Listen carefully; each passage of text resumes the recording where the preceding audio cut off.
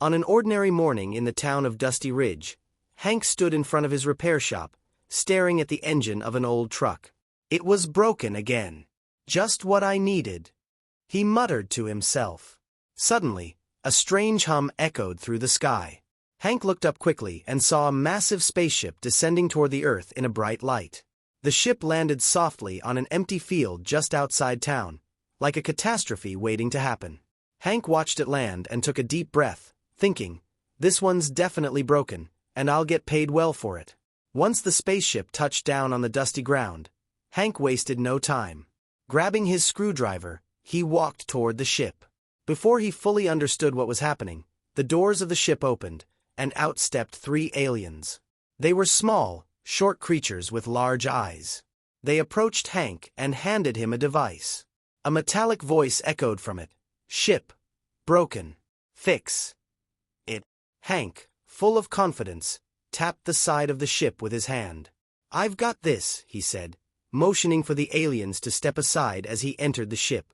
Hank, who knew nothing about advanced technology, waved his pliers around, randomly fiddling with buttons, cables, and unfamiliar tools. When he entered the ship, the sight inside only added to his confusion. The engine didn't resemble anything he had ever seen.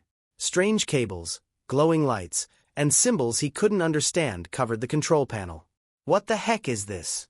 An alien fridge or some kind of microwave?" he mumbled to himself. With his pliers in hand, Hank looked around, clueless as to what to fix.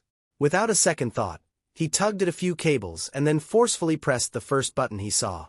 The engine sputtered to life with a strange hissing sound, but then erupted in sparks and flames.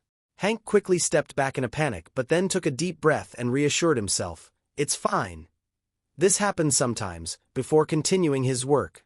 Outside, the aliens could hear the noises coming from inside the ship, and they exchanged worried glances. The sound of explosions and strange mechanical noises had them on edge. However, Hank's confident demeanor gave them the impression that everything was under control. They decided to wait a little longer. Meanwhile, Hank was inside, acting like a mechanic who knew exactly what he was doing. His eyes landed on a large, shiny component in the middle of the control panel. "What's this? Looks like it's not supposed to be here," he muttered, pulling it out with ease and tossing it aside. At that moment, the ship began to shake violently. Hank didn't even flinch. To him, it was all going according to plan. He haphazardly reconnected a few cables and then slapped his hand on the engine. "The old-fashioned way always works," he thought. Suddenly, the engine steadied, the shaking stopped, and the ship's motor began to hum smoothly. Hank stepped back, proudly admiring his handiwork. "All done. It's running now. No need to mess with it further," he told himself. Outside, the aliens noticed the sudden silence and quickly turned their attention to the ship. The motor was running, louder and stronger than ever, but it wasn't the sound of a malfunction. It sounded more powerful. When the aliens entered the ship and saw the engine running more efficiently than it ever had before, they were amazed. Hank, feeling confident, placed the pliers back in his pocket. "Yeah, I made some adjustments. Your engine's better than ever now," he said. In truth, he had nearly destroyed the engine, but by sheer luck, he had accidentally pushed the hyperdrive to its maximum capacity. The leader of the aliens looked at Hank in awe and said, "You, great mechanic. You improved the ship." Hank, swinging his screwdriver around with a grin, replied, "Of course I did. Just a little tweak here and there." In reality, all Hank had done was cause a massive mess, but the aliens were none the wiser. The ship was ready to take off into the depths of space, and thanks to Hank's clumsy repairs, this journey was about to turn into an unexpected adventure. Thinking the repair was done, the aliens eagerly returned to the ship. The engines suddenly roared to life with incredible speed. The ship lifted off the ground, and thanks to Hank's haphazard wiring, the hyperdrive kicked in. The once slow and clunky ship rocketed into light speed. The aliens stared at each other in disbelief. The ship had never moved this fast before. Their leader looked at Hank with admiration. "You, great mechanic. You improved the ship," he said again. Hank, waving his pliers in the air, smiled. "Yep, just a few small adjustments," he said, still clueless about what he had done. The aliens were grateful to Hank for transforming their ship into the fastest vessel in the galaxy. They told him he'd become a legend among galactic mechanics. Hank realized the seriousness of the situation when the ship began to slowly lift off. "Whoa, whoa! What are you doing? I'm a mechanic, not an astronaut," he yelled. But the aliens didn't seem to care. Their eyes were glued to the control panel, amazed at the incredible speed Hank had unintentionally given their ship. As the ship shook and began to ascend, Hank started to panic. "What the heck is going on? I only fixed a couple of cables, and now this," he muttered to himself as the ship quickly sped away from the ground. The Earth was shrinking below him, being replaced by the vast darkness of space. The engine's roar grew louder as the ship accelerated. Hank clutched the control panel with trembling hands and frantically looked around. He began pressing random buttons and pulling levers, but nothing worked. "What kind of buttons are these? I don't even know what I'm pressing," he complained. Meanwhile, the aliens paid no attention to Hank's panic as they continued to inspect the engine. They were excitedly speaking in their own language, mesmerized by the speed they were achieving. Hank's messy wiring and button pressing had activated the ship's hyperdrive, and it was now hurtling into the depths of space at an incredible pace. Hank stared out of the ship's window, watching the vast emptiness of space stretch out before him. The stars twinkled in the distance. "That's it! I'm in space," he shouted. "I'm a tractor mechanic, for crying out loud. What am I doing in space?" As his fear grew, he began pounding on the control panel even harder. "Stop! Slow down! I just want to go home," he yelled. One of the aliens finally noticed Hank's frantic efforts to stop the ship. Calmly, the alien turned to him and said, "Stop. Not possible. Ship. Too fast. You improved it." Hank shook his head in desperation. "I didn't improve anything. I messed things up, and now I can't control it." The aliens, however, didn't seem to understand what he was saying. To them, Hank was a genius mechanic, the savior who had enhanced their ship. With a deep sigh, Hank buried his face in his hands. No, this has to be a bad dream. I'm going to wake up in my shop, for sure. I had my morning coffee, looked at the old truck. But now where am I? In the middle of space. After glancing around hopelessly for a while, one of the aliens approached Hank. Calmly, he extended a small device toward Hank and said, "You, great mechanic. We take you home." The ship was speeding at near light speed, and the seat Hank was sitting in vibrated slightly. His eyes drifted into the dark void. "Will I even survive here?" he muttered to himself. Shaking his head, he took a deep breath. When Hank returned to the ship's control room, he found 3 frantic aliens staring at him. All 3 looked at him in fear. "Mechanic! What did you do?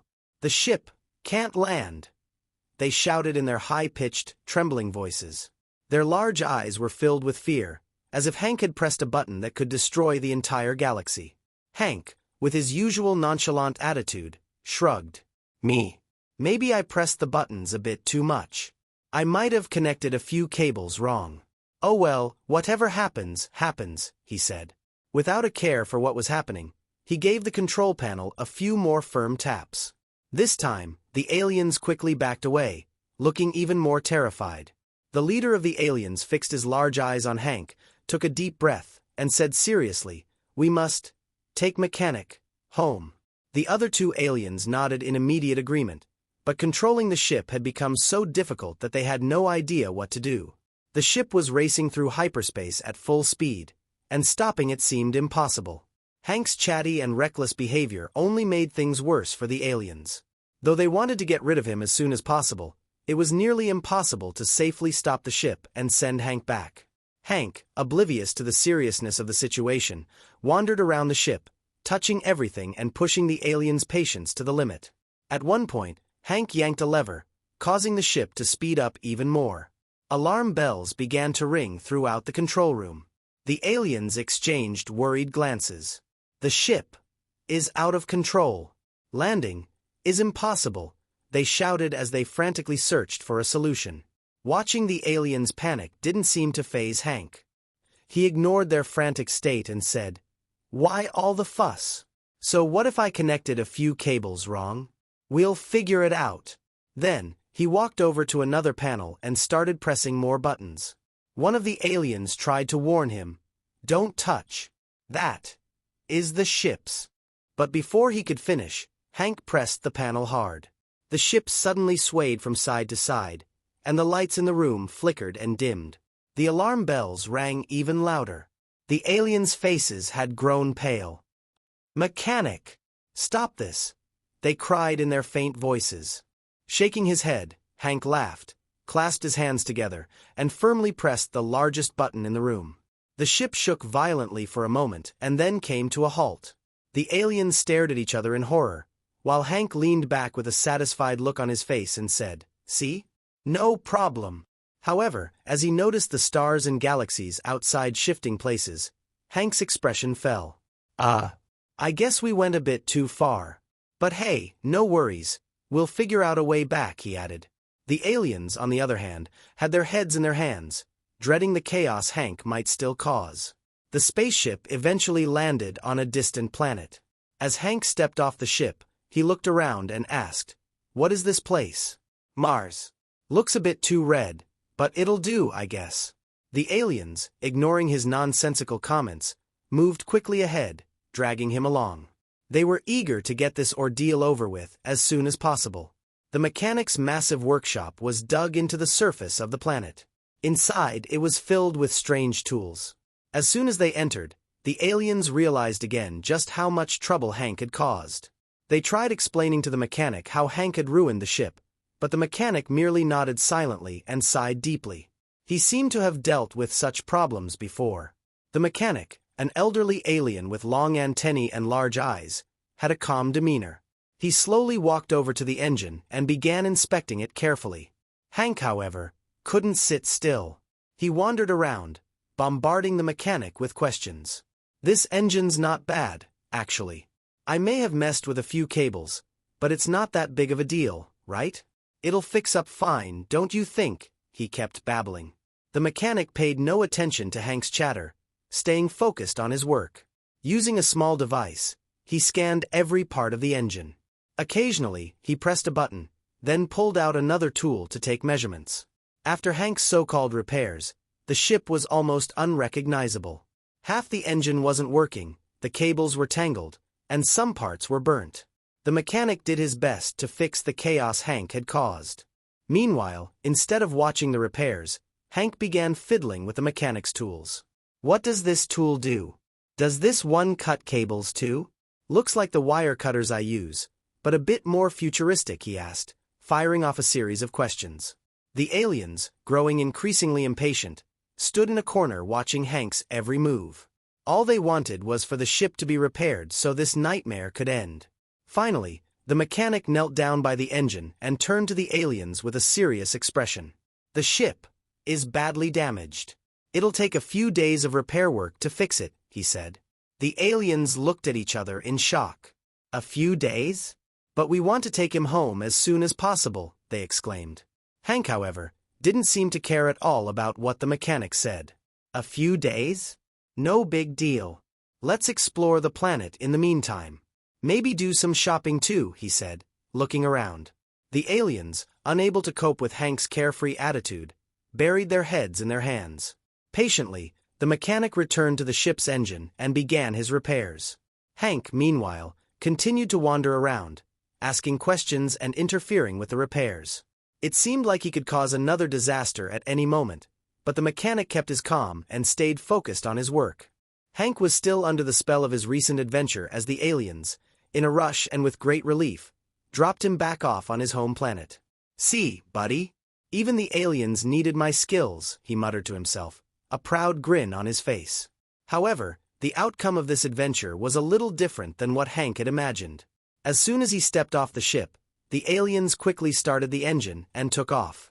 It was as if they wanted to leave without leaving a single trace behind. Hank watched the ship speed away and thought, "They'll never see me again. What a loss for them." He squinted his eyes, still watching the ship as it disappeared into the sky. Looking around, he realized he had returned to his old, familiar town. For a brief moment, pride flashed in his eyes. "It's strange to be back here after such a grand adventure," he said as he started walking through the streets. The townsfolk, accustomed to Hank's usual tall tales, hardly took notice of him. But this time was different. Hank was bursting to share his space adventures with anyone who would listen. His first stop was the small repair shop in town. A few of his old buddies were gathered there, and Hank wasted no time in telling them how he had repaired a spaceship and saved the galaxy. "You know, I fixed the alien ship. What a fix, too. I pressed a button, got the engine running, and they were all grateful to me. Sure, there were a few hiccups after that, but I handled it," he said, his face beaming with pride. His old friends, well versed in Hank's tendency to exaggerate, didn't take this latest story too seriously. "Sure, Hank, sure. Now, let's get back to fixing this old truck," they said with a smile, steering the conversation elsewhere. But Hank wasn't discouraged by their lack of interest. "I'm serious. They even gave me a reward," he exclaimed, pulling a shiny crystal from his pocket. The crystal was indeed unusual and eye-catching, momentarily sparking curiosity in his friends. But soon, they lost interest again, dismissing the rest of Hank's tale. Hank, however, kept turning the crystal over in his hands, taking a deep breath. "I did it. I really did something big," he whispered to himself. As he wandered among the old trucks in the repair shop, Hank replayed his space adventures over and over in his mind. Even though no one believed him, the only thing that mattered to Hank was his own belief. In his eyes, he had saved the aliens and left his mark on the galaxy as a hero.